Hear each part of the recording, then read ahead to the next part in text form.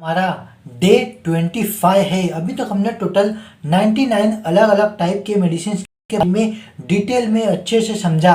ठीक है, तो हमने 4 मार्केटर को टारगेट किया है, इसका नाम मैं बाद में लेता हूँ।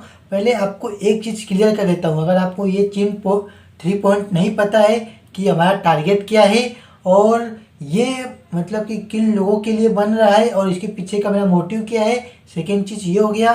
थर्ड कि ये जो मैं इंफॉर्मेशन लाया हूँ कहाँ से लाया हूँ, क्या क्या चीज़ इसमें ऐड किया हूँ। अगर आपको ये तीनों चीज़ नहीं पता है तो आप कंटिन्यू करते रहिए। अगर आपको पता है तो आगे स्टार्टिंग का 5 से 6 मिनट स्किप करो और आगे का मेन वीडियो देखो। ठीक है, तो अभी मैं शुरू करता हूँ। जो कि पहला हमारा टारगेट क्या है। हमारा टारगेट ये है कि हमारे देश में, इंडिया में जो छोटे फार्मेसी हैं, बड़े फार्मेसी हैं, हॉस्पिटल के हो, मतलब कि जो भी हॉस्पिटल के हैं या फिर जो रिटेल फार्मेसी है जो बाहर के हैं, ठीक है, उनके अंदर जो मेडिसिन अवेलेबल हैं, जो भी मेडिसिन होते हैं, कम से कम 90% से ज़्यादा मतलब कि मेडिसिन कवर करने का है। एक मेडिकल नहीं, ऑल ओवर द मेडिकल। तो उसमें अलग अलग ब्रांड्स के मेडिसिन रहेंगे। तो उसी के हिसाब से हमने टोटल 30 to 40 ऐसे मैन्युफैक्चरर और मार्केटर को टारगेट किया है जिनके मेडिसिन 90% के ऊपर अवेलेबल हैं। ठीक है, जैसा कि जो 4 नाम था वो मैं आपको बताने वाला था। अभी हमने कौन सा टारगेट किया है, सन फार्मा, अल्केम और टोरेंट और लुपिन। ये 4 फिलहाल अभी हमारा करंट सिचुएशन में चल रहा है और इनका आज 25 डे है। ठीक है, तो टोटल हमने 98 मेडिसिन पूरा डिटेल में देख लिए हैं इन चारों मार्केटर से रिलेटेड। ठीक है, तो और जो बचे हुए मार्केटर हैं उनका क्या, तो उनका ये है कि जो हमारा टारगेट में ये भी इंक्लूडिंग है कि जो हमारा सीरीज कब तक जाने वाला है ये, क्योंकि ये बहुत लंबा मतलब कि मेडिसिन का सीरीज जाने वाला है। तो 2026 है उसका जो एंडिंग का टाइमिंग रहेगा, उस टाइम हमारा जो सीरीज का स्टार्टिंग फेज चालू होगा। ठीक है, स्टार्टिंग फेज का मतलब कि ऑल मेडिसिन जो 30 to 40 ब्रांड्स हैं उनका जो स्टार्टिंग फेज है वो चालू हो जाएगा। ठीक है, कोई ख़त्म होने के कगार पे रहेगा, जैसे कि जो स्टार्टिंग के 4 हैं इनमें से कुछ ख़त्म भी हो जाएंगे, लेकिन कुछ 30 to 40 मेडिसिन है वो उस टाइम पे स्टार्टिंग फेज चालू होगा। और इसका एंडिंग कब होगा, 2027 के एंडिंग में। तो ये 2 साल का प्रोसेस होने वाला है, बहुत ही लॉन्ग प्रोसेस है। लेकिन अगर आप इस प्रोसेस को फॉलो करते हो तो मेडिसिन से रिलेटेड कुछ भी इंफॉर्मेशन हो उसके बारे में आप अच्छे से मतलब कि एज अ फार्मासिस्ट आप बहुत अच्छा फार्मासिस्ट बन सकते हो, क्योंकि आपको हर एक ब्रांड्स के मेडिसिन के बारे में मालूम होगा। अगर आप ऐसा हर एक ब्रांड्स और जो भी मार्केटर और मैन्युफैक्चरर हैं इनके, अगर आप उनके बारे में जान लोगे तो आपको जो सेम कंटेंट के जितने भी सब्स्टिट्यूट रहेंगे, मतलब कि सेम कंटेंट के अलग अलग टाइप के जो भी सब्स्टिट्यूट दूसरे मतलब कि ब्रांड्स में हैं, तो उनके बारे में भी आपको मतलब कि जानकारी मिलते रहेगा। ठीक है, तो ये हमारा टारगेट है, इसको हमको कंप्लीट करने का है। अगर आप ये सोच रहे हो कि अगर 30 to 40 है तो स्टार्टिंग में ही क्यों नहीं चालू किया हूँ, क्योंकि 4 मार्केटर मतलब कि डेली एक मेडिसिन जो कि उसका मतलब कि 10 से 12 मिनट का डिटेल इन्फॉर्मेशन लाना, मतलब कि कहाँ कहाँ से लाऊंगा अभी मैं बताता हूँ आपको। तो उसमें प्रोसेस लगता है, उसमें टाइम लगता है, क्योंकि इसी डेली 4 वीडियो अपलोड करने का ही मुझे कम से कम 6 घंटा लग रहा है। तो इसलिए मैं स्टार्ट मतलब कि धीरे धीरे इसको प्रोसेस को चालू कर रहा हूँ, इसलिए टाइम जा रहा है। और आप भी अगर मतलब कि मिनिमम मेडिसिन से अगर मतलब कि अगर कब अभी फ़िलहाल मतलब कि महीने में अगर एक दिन का सिर्फ 4 आ रहा है, अगले महीने से एक दिन में मतलब कि 6 आएगा। अगर आप ऐसे पे अगर फॉलो करते हो तब आप भी प्रोसेस को पूरी तरह से मतलब कि आराम से मतलब जा सकता है। लेकिन अगर स्टार्टिंग में ही एक ही दिन में अगर 10-12 मेडिसिन अगर करने की कोशिश करोगे तो आपको भी थोड़ा बहुत मतलब कि कन्फ्यूजन टाइप रहेगा। इसलिए मैं शुरू से क्या हूँ तभी सिर्फ 4 से क्यों, और मेन रीज़न ये है कि मेरे पास टाइम बहुत कम रहता है, इसलिए मैं 4 से किया हूँ। नहीं तो मैं जितना हो सकता उतना ज़्यादा मेडिसिन से करने की कोशिश करता। ठीक है, ये हमारा टारगेट था। अब मैं ये बताता हूँ कि ये किन लोगों के लिए सबसे ज़्यादा फ़ायदेमंद रहेगा। पहले तो मैं ये बोलता हूँ, जो अपने नॉर्मल व्यूवर जो देख रहे हैं, जो अपना मेडिकल से कोई भी लेना देना नहीं है फार्मेसी से, अगर वो देख रहे हैं तो वो सिर्फ इंफॉर्मेशन पर्पस के लिए देखना। इस मेडिसिन को सेल्फ मेडिकेशन मत करना, मतलब कि खुद से मतलब कि मेडिसिन जाके मत लेना। ठीक है, और दूसरा जो सबसे इम्पोर्टेंट ये है कि ये किन लोगों के लिए है, जो अपने फर्स्ट ईयर और सेकेंड ईयर के डी फॉर्म या फिर बी फॉर्म के स्टूडेंट्स हैं उन लोगों के लिए है। क्योंकि जब ये मतलब कि पूरा स्टडी जो अपना थियरी का स्टडी और जो भी वहाँ का प्रैक्टिकल रहता है वो करके निकलते हैं, जब रियल में ट्रेनिंग करते हैं तो उस टाइम पे बहुत ही काम आएगा, ठीक है। क्योंकि उस टाइम पे जो रियल मेडिसिन रहते हैं, मैं एक्सपीरियंस किया हूँ 2 साल का, इसीलिए मैं ये सीरीज़ चालू किया हूँ कि जो जो तकलीफ मुझे मतलब फेस करना पड़ा वो आपको ना करना पड़े, ठीक है।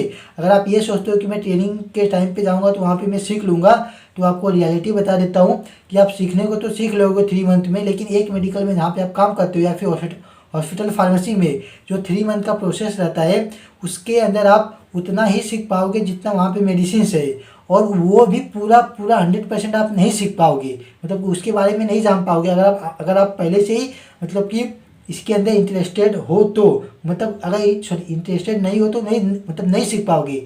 अगर आपको पूरे कंटेंट के बारे में पता है, अगर आपको मेडिसिन से रिलेटेड मतलब कि सीखने में जानकारी मतलब अच्छा लगता है, तभी आप 100% एक मेडिकल के अंदर का सीख पाओगे। वो भी सिर्फ वही मेडिसिन सीख पाओगे जो स्पेसिफिक ब्रांड के अवेलेबल होंगे, क्योंकि कोई भी इंसान मतलब कि पूरा हर एक ब्रांड का मेडिसिन अपने पास नहीं रखेगा, वो भी पूरे ब्रांड का पूरे टाइप का मेडिसिन नहीं रखता है, ठीक है। तो ऐसा सीरीज़ किसी ने नहीं चालू किया था। मेरा मोटिव और मेरा ये, अब मैं आपको ये बताता हूँ कि मेरा इसके पीछे का मोटिव क्या है, मतलब ये बनाने का। पहला तो ये कि जो मैं एक्सपीरियंस किया हूँ, मतलब कि जो जो मेरे को तकलीफ फेस करना पड़ा है वो आपको ना करना पड़े। मैं ये मानता हूँ कि पिछले 2 साल से जो मतलब कि मैं एक्सपीरियंस किया हूँ उसके बेस पे मैं यूट्यूब पे भी मतलब बहुत सारे चैनल है जिनकी जहाँ से मैं इंफॉर्मेशन गेन किया हूँ, मतलब कि अपने ट्रेनिंग के प्रोसेस में अपने सीखते टाइम पे किया हूँ। लेकिन वहाँ पर मुझे ऐसा सीरीज़ नहीं मिला था। वहाँ पे कैसा था, मैं पूरा सच सच बोलता हूँ, वहाँ पे ओटीसी का जो भी मेडिसिन का पूरा लिस्ट मिल गया था, जो भी इंपॉर्टेंट मेडिसिन थे उनके पूरे लिस्ट मिल गया था, मतलब कि सब कंटेंट वाइज पढ़ाते थे, लेकिन पूरा ब्रांड का मेडिसिन उसमें इंक्लूड नहीं करते थे, ठीक है। एग्जाम्पल के तौर पे 1-2 करते थे। और जो अपना स्केड्यूल H1 के जो भी ड्रग्स हो गए उनके बारे में देखा था, इंपॉर्टेंट इंजेक्शन क्या क्या होते हैं उनके बारे में देखा था। 5वां में ये अपना जो भी हॉस्पिटल में कौन कौन से जो इक्विपमेंट होते हैं और उसके अंदर कौन कौन से इमरजेंसी के मेडिसिन होते हैं वो देखा था। और भी कुछ 2-3 टाइप के मेडिसिन थे जो कि जानना बहुत ज़रूरी था। तो मतलब इसी 6 से 7 कैटेगरी से रिलेटेड यूट्यूब पे घुमा फिरा के सिर्फ वीडियो बने हुए थे, ठीक है। लेकिन कोई भी ऐसा सीरीज़ मेरे को नहीं देखने को मिला। शायद किसी ने बनाया हो लेकिन मुझे नहीं मिला। लेकिन मैं जहाँ तक पूरा मतलब कि देखा यूट्यूब पे तो ऐसा ब्रांड नेम वाइज किसी ने सीरीज़ नहीं चालू किया है, ठीक है। तो ये मेरा मोटिव है कि नहीं मैं चालू करता हूँ। अगर कोई भी जो फर्स्ट ईयर सेकेंड ईयर का स्टूडेंट है अगर इसको फॉलो करता है, देखता है, तो उसको आने वाले टाइम में इतना मतलब कि ट्रेनिंग के फेज में मतलब कि लर्निंग का जो भी उसका प्रोसेस रहेगा रियल लाइफ में उसको कोई भी दिक्कत ना हो। एज अ फार्मासिस्ट मैं सिर्फ मेडिसिन की बात कर रहा हूँ। अपने जो भी मतलब कि डी फॉर्म हो गया, बी फॉर्म हो गया, इसके अंदर मतलब कि करियर में बहुत सारे ऑप्शन है, लेकिन मैं सिर्फ मेडिसिन का बात कर रहा हूँ। सिर्फ मैं एक चीज़ को टारगेट किया हूँ, क्या, मेडिकल और फार्मेसी जो अपना हॉस्पिटल का रहता है मैं उसको टारगेट किया हूँ, ठीक है। तो ये मेरा मोटिव था। अब मैं आपको ये बताता हूँ कि जो भी ये इन्फॉर्मेशन है ये मैं कहाँ से लाया हूँ, ठीक है। ये आपको जानना बहुत ज़रूरी है। तो ये जो मैं इन्फॉर्मेशन लाया हूँ ये मैं लाया हूँ पहले तो जो मेरा फर्स्ट ईयर सेकेंड ईयर का जो मेरा नोट्स है उसके अंदर से जो मेन पॉइंट है, मतलब कि जो कंटेंट वाइज रहता है, और मतलब कि बहुत सारा जो भी पूरा एक दूसरे सब्जेक्ट को फर्स्ट ईयर सेकेंड ईयर को कनेक्ट करके जो जो इम्पोर्टेंट पॉइंट है उसको निकाला हूँ मैं। प्लस जो मेडिसिन का ऑफिशियल वेबसाइट है, ठीक है, जो भी मार्केटर मैन्युफैक्चरर का ऑफिशियल वेबसाइट है उस पर जाके पहले तो पूरे मेडिसिन का लिस्ट निकाला हूँ मैं। जो 4 मार्केटर चालू है, टोटल 4,500 मेडिसिन है, ठीक है। मैं एवरेज निकाला हूँ, पूरा टारगेट का अपना 20 से 25,000 मेडिसिन है, इसलिए ज़्यादा टाइम लगेगा, ठीक है। तो मैं ये बोला था कि सिर्फ जो 4,500 मेडिसिन का जो मैं लिस्ट निकाला हूँ उनमें से सिर्फ एक मेडिसिन को मैं टारगेट किया हूँ और उसका नाम गूगल पे सर्च किया हूँ, और जो टॉप 10 वेबसाइट आए हैं जिनके अंदर इन्फॉर्मेशन रहता है मैं वहाँ से कुछ इन्फॉर्मेशन निकाला हूँ। प्लस जो मैं बताया जैसे कि अपना फर्स्ट ईयर सेकेंड ईयर का था वहाँ से, और कुछ काउंसलिंग के पॉइंट्स जो कि मतलब कि आप प्रिस्क्रिप्शन एक्सप्लेन करते टाइम पे जो आपको मतलब कि पता होना चाहिए एज अ फार्मासिस्ट, वो बहुत ही इंपॉर्टेंट रहता है, वो आपको जानना बहुत ज़रूरी है। इसलिए मैं उसके ऊपर भी फोकस किया हूँ, कम से कम, हाँ मतलब ज़्यादा फोकस किया हूँ उसके ऊपर भी, कुछ भी छोड़ा नहीं हूँ। तो अगर आप ये तीनों को मिक्स करके मैं एक PDF पहले तैयार किया, फिर उस PDF को मैं ChatGPT को प्रोवाइड किया और फिर ChatGPT को सिर्फ मैं इतना सा बोला हूँ कि इसको एक सिस्टमेटिक तरीके से अरेंज कर दो, तो ChatGPT ने वैसे ही मेरे को सिस्टमेटिक तरीके से अरेंज करके मेरे को प्रोवाइड किया। ठीक है, अब मैं आपको एक्सप्लेन करता हूँ। ये तीनों चीज़ मैंने आपको बता दिया, क्लियर कर दिया। तो अगर आप एक बार सुन लेते हो तो बार बार सुनने की ज़रूरत नहीं है, लेकिन अगर रिमाइंडर के लिए अगर 2-3 दिन में एक बार सुन सकते हो तो बात अलग है, लेकिन मैं ये बात डेली बोलते रहूँगा जब तक सीरीज चलेगा। ठीक है, तो आप स्टार्टिंग का टाइम स्किप करके आगे बढ़ जाना, बल्कि आज पहली बार जो हुआ कि मैं 10 मिनट के ऊपर तक समझाते चला गया। ठीक है, तो ऐसा नॉर्मल होता नहीं कभी भी। तो ये जो आज का हमारा जो पॉइंट है उसको चालू करते हैं। अभी तक हमने टोटल 98 मेडिसिन के बारे में देखा, आज का देखिए 99 मेडिसिन है। ठीक है, तो देखते हैं इसका पहले इंट्रो। तो बच्चे को बार बार इन्फेक्शन हो रहा है, डॉक्टर ने लिख दिया है एक सिरप एम्पोजिन CV, जो अपना ड्राई सिरप रहता है। ठीक है, ये लिख दिया है। तो फिर पर ये सवाल है कि जो अपना ये जो नॉर्मल एंटीबायोटिक से इतना अलग क्यों है, और बिना पूरा डोज किए जो इसका कोर्स रहता है, हर एक एंटीबायोटिक का एक कोर्स रहता है। ठीक है, जो भी इसका रहेगा तो उसके बारे में, तो और बिना पूरा कोर्स किए अगर बंद कर दिया जाए तो क्या होगा, तो रेजिस्टेंस बढ़ जाता है। वो है, मैं बीच में जो अभी हड़बड़ा गया था, तो वहाँ पे मेरा क्या बोलते हैं, ये जो कैमरा का था ना, वहाँ पे कुछ आ गया, तो उसकी वजह से मैं तो फोकस वहाँ चला गया था। तो उसको ऐसे तो मत लेना कि मतलब कि मैं एक्सप्लेन नहीं कर पा रहा हूँ, मैं वैसे बता क्यों रहा हूँ, बताना नहीं चाहिए, कोई बात नहीं। फिर भी तो इस वीडियो में हम एम्फोजिन CV ड्राई सिरप का पूरा सच समझेंगे। ठीक है, तो ये देखा हमने इसका इंट्रो। अब देखते हैं प्रोडक्ट इन्फॉर्मेशन के बारे में।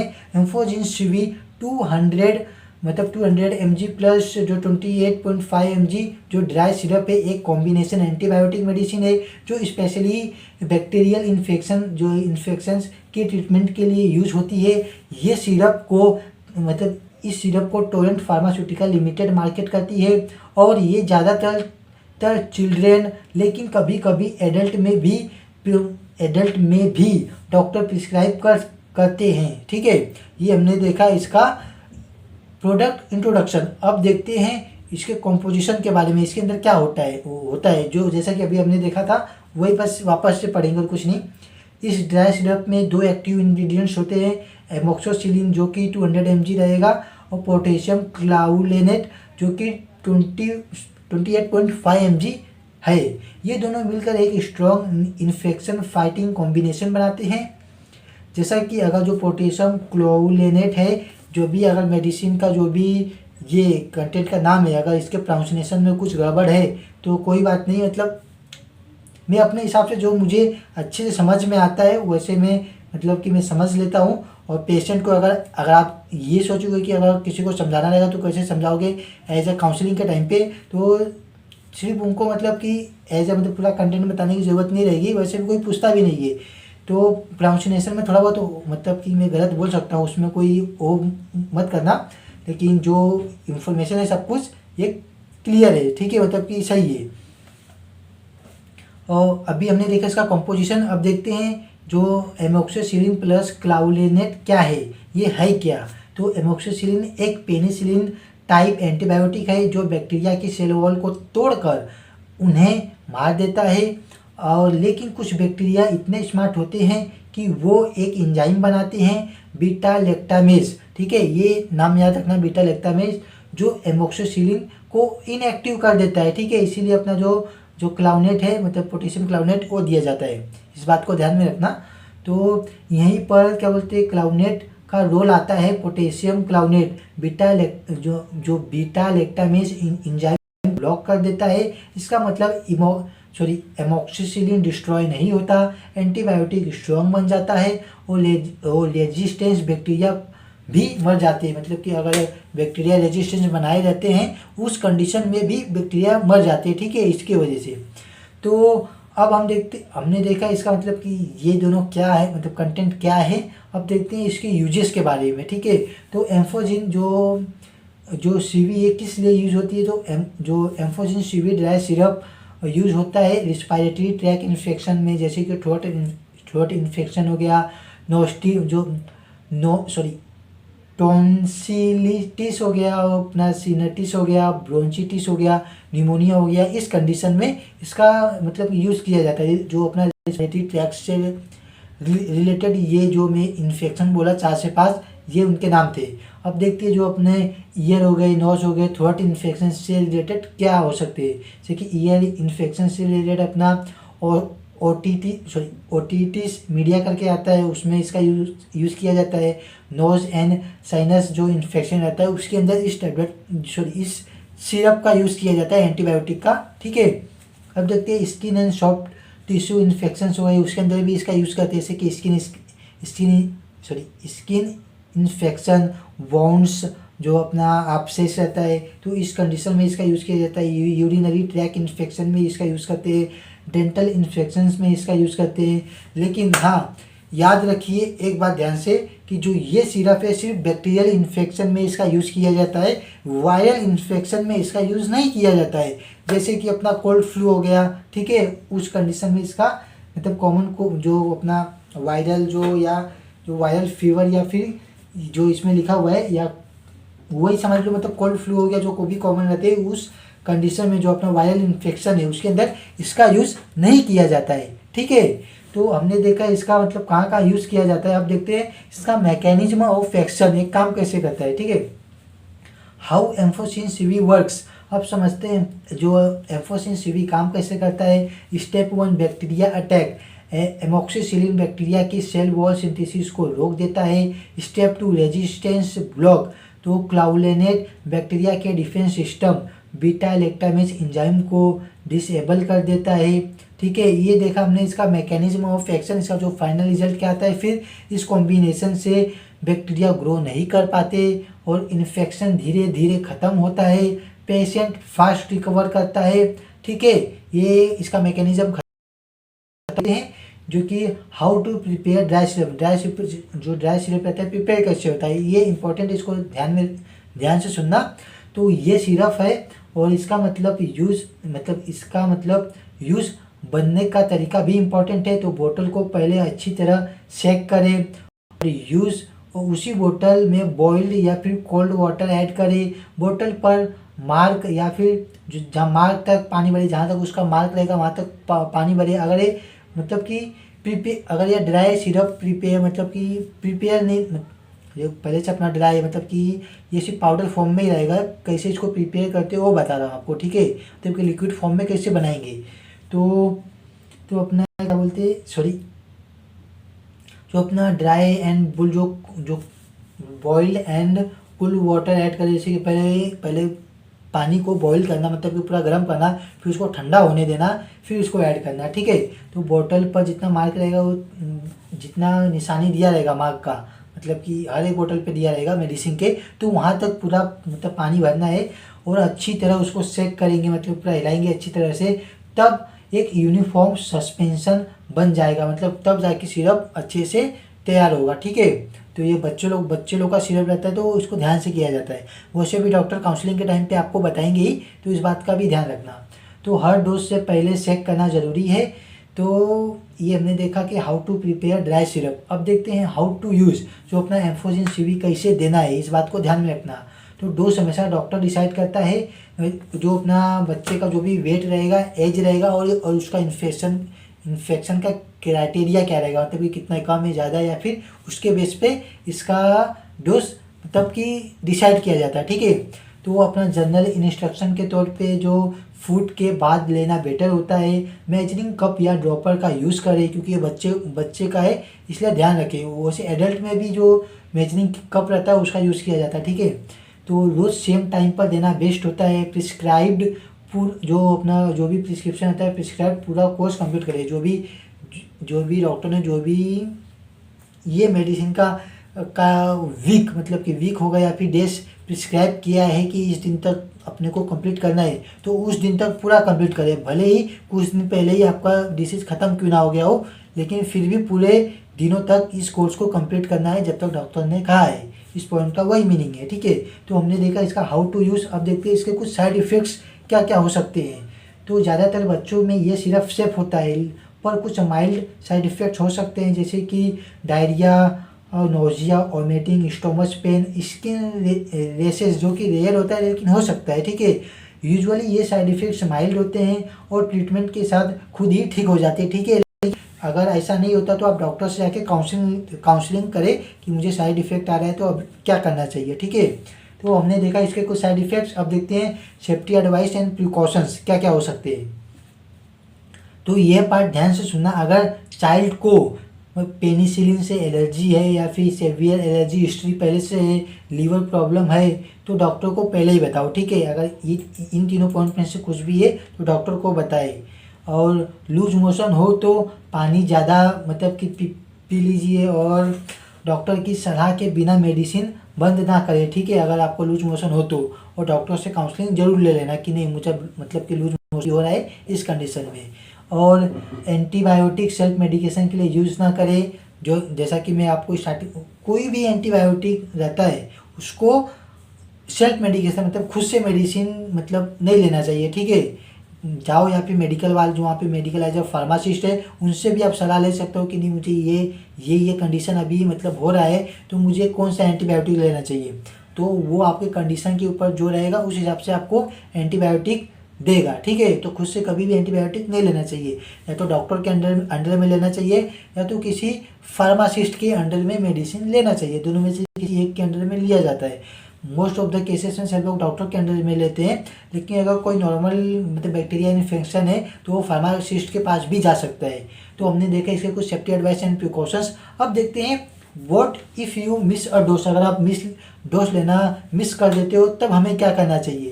तो जैसे ही याद आए वैसे ही मतलब कि ले सकते हैं, या फिर मतलब कि अगर किसी और को चाहिए तो फैमिली मेम्बर में तो उसे दे सकते हैं, ठीक है। और अगर नेक्स्ट डोज का टाइमिंग पास आ गया हो तो अपना जो मतलब कि जो सेकेंड डोज का टाइमिंग पास आ गया हो तो जो पहला डोज का था ना उसे स्किप कर देने का। अगर आप भूल गए रहोगे तो अगर आपको लेना ही है तो लेकिन दूसरा डोज का टाइमिंग पास आ गया हो तो उसको पहला डोज स्किप करो, सिर्फ दूसरा डोज लो, पहला डोज लेने की ज़रूरत नहीं है, ठीक है। लेकिन ऐसा हर 1-2 दिन पे हो रहा है तो पहले डॉक्टर को बता देना, क्योंकि ये एंटीबायोटिक का कोर्स है, मतलब इसके अंदर एक भी डोज मिस नहीं होना चाहिए। इस बात का तो ध्यान रखना चाहिए, ठीक है। और लास्ट में एक और पॉइंट है कि डबल डोज बिल्कुल ना दे। अगर आप ये सोचते हो कि नहीं एक डोज मिस हो चुका है दूसरे डोज में दोनों दूसरे का भी संगति ले सकते हैं, तो नहीं, ऐसा नहीं होता है, ठीक है। और ये गलती करना भी मत। तो ये हमने देखा कि अगर आप डोज लेना भूल जाते हो तब क्या करना चाहिए। अब देखते हैं कुछ क्विक टिप्स जो कि पेशेंट काउंसलिंग के टाइम पे काम आ सकता है। इस बात को ध्यान में रखना।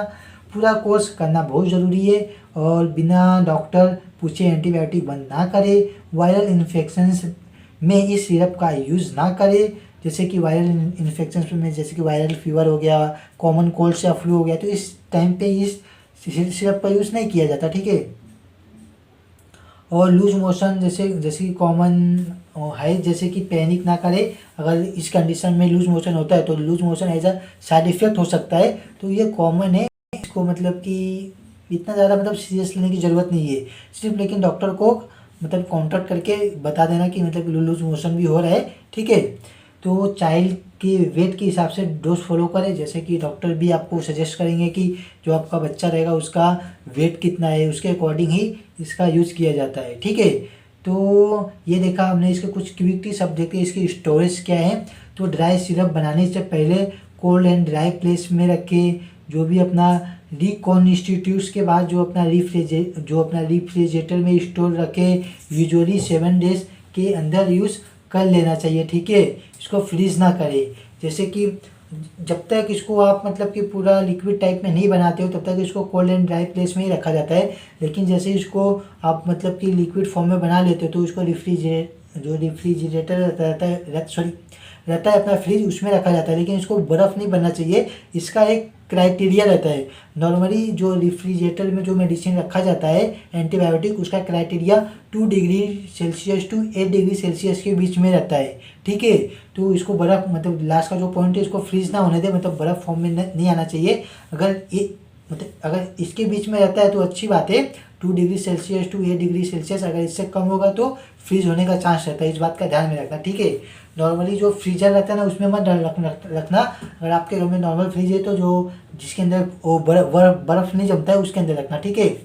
तो इस बात का जो अपना स्टोरेज का भी बहुत ध्यान रखना पड़ता है इस कंडीशन में, क्योंकि बच्चों का सिरप है वो भी एंटीबायोटिक है। तो हमने इसका स्टोरेज देखा। अब देखते हैं इसका कुछ फाइनल, जो अभी तक हमने देखा इसका फाइनल समरी क्या है। तो एम्फोजिन CB200 प्लस 28.5 जो अपना ड्राई सिरप एक पावरफुल कॉम्बिनेशन एंटीबायोटिक है जो रेजिस्टेंस बैक्टीरिया को भी इफेक्टिवली डिस्ट्रॉय करता है। ठीक है, ये हमने देखा अभी तक, और इसके बहुत सारे कुछ पॉइंट्स से जो देखे हमने, तो इस बात को ध्यान में रखना। और एक डिस्क्लेमर के तौर पे एक पॉइंट ऐड करता हूँ कि जो भी इन्फॉर्मेशन अभी तक मैंने ऐड किया है वो सिर्फ एजुकेशनल पर्पज़ के लिए है, बिना भी, अगर कोई नॉर्मल बंदा देख रहा है तो ये सिर्फ एजुकेशनल पर्पज़ के लिए है। अगर कोई फर्स्ट ईयर सेकेंड ईयर का मतलब डी फॉर्म का स्टूडेंट देख रहा है तो ये सिर्फ मतलब कि आपके नॉलेज के लिए, और ये नॉलेज के लिए, और आपका जो भी उसमें मतलब कि आने वाले टाइम में काम आएगा उसके लिए है। तो इसका सेल्फ मेडिकेशन बिल्कुल मत करना। ठीक है, अगर आप फार्मासिस्ट हो तो आप जानते हो, लेकिन अगर कोई नॉर्मल व्यूवर है तो सिर्फ उनको बता रहा हूँ कि सेल्फ मेडिकेशन मतलब कि खुद से मेडिसिन मत लेना। ठीक है, तो आज का हमारा डे 25 कंप्लीट होता है। इसको लेके हमने टोटल 99 अलग अलग टाइप के मेडिसिन देख लिए हैं। ठीक है, मिलते हैं कल डे 26 को, तब तक के लिए bye bye, good night, Radhe Radhe.